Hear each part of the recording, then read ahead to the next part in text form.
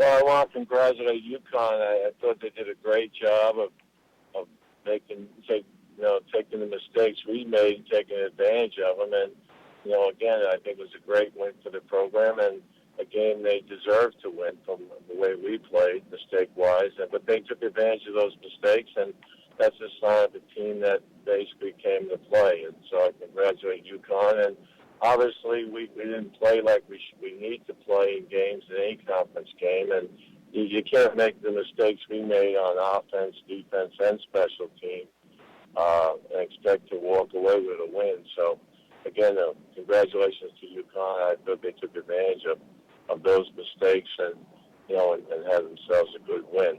With this week, we have an open date.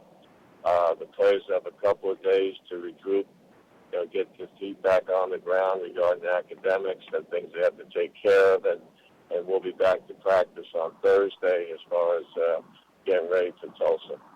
With that, I'll open up any questions.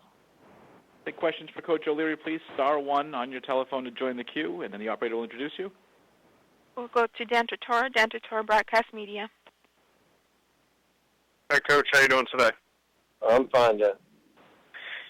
Just how your team's responded. First conference loss in the American in 12 games. Obviously, you've had a lot of success. But in a moment like this, after a game where you talked about how much you respect UConn, just how your team has responded to that so far.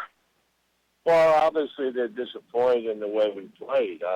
From the standpoint, I say we, because I don't think it's one person. I think it was a total team mistakes in all three phases. But they're a very proud group, and they're going to come back, shooting at the hip. And, I think that's what the program's about, is that you don't worry about the setback, you worry about the next game, and that's what we will do, and, get ready for Tulsa and finish up this conference play.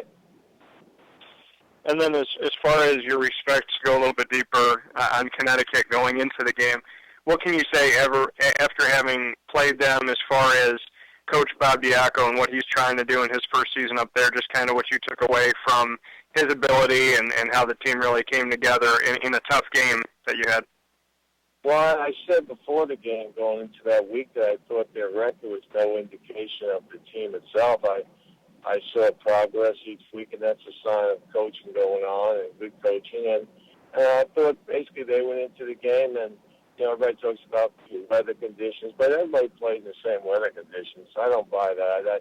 I think they went in and they played very sound fundamentally, and they took advantage of mistakes we made as far as interceptions and some penalty mistakes we made and special team play. And I think that's why they got the win. And I thought the one thing I thought they did a great job was, went to that wild night package with number 4, and again, he got himself some good yards in some situations where we missed a bunch of tackles on a run. So, again, I think it was a well-coached game by that coaching staff. And as I said after the game, I congratulate them and their team for the job they did.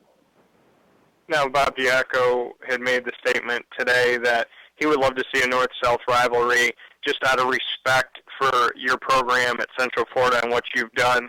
Would you be open to something like that? I know he was very adamant about having something like that possibly for the future to kind of take away from just, Central Florida, South Florida, and actually create something up the East Coast. Is that something that you would entertain?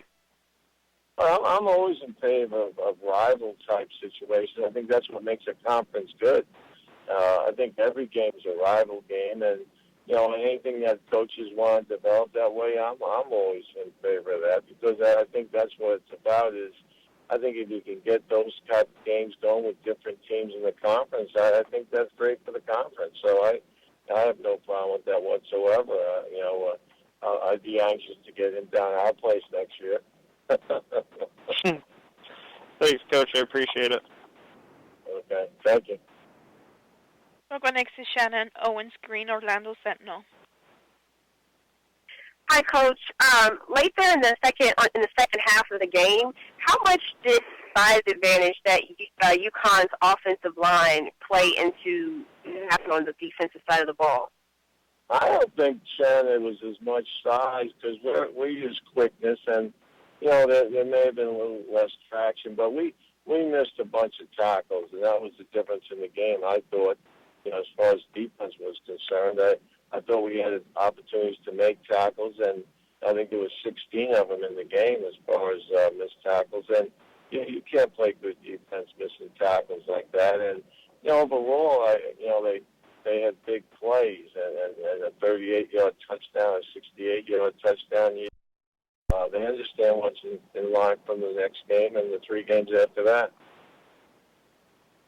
And then finally, this is the second week in a row where special teams has really stumbled and had some issues. What needs to change there to have an immediate impact? Players. I think the 2 return guys made some awful bonehead plays back there that I don't know if that's coaching or just basically, because those things are covered, and I've heard them covered by the special teams coach as far as a ball into the end zone. They were told before we went out, anything in the end zone, take a knee. So, I mean, we left our offense in very bad field position on a couple of those situations, on the 1 and on the 9-yard line. You can't do those things. And the block kick was twofold. I thought it was the right wing, very poor technique, and I thought the kicker was slowing his time. So those things are all correctable, and they will be corrected. But, again, you're right. Special teams has cost us field position and points in the last 2 games. And last question is there were a few calls in that game that could be deemed questionable, the pass interference against Brandon Alexander, and the pass interference call that wasn't called, I guess, when Jordan Akins had a DB on him. Do you ever wish that there was an opportunity to challenge in college football? On interference? I think you'd run out of them after the first 2 minutes of the game, but, I think, officials weren't the reason for that loss. Basically, we make mistakes.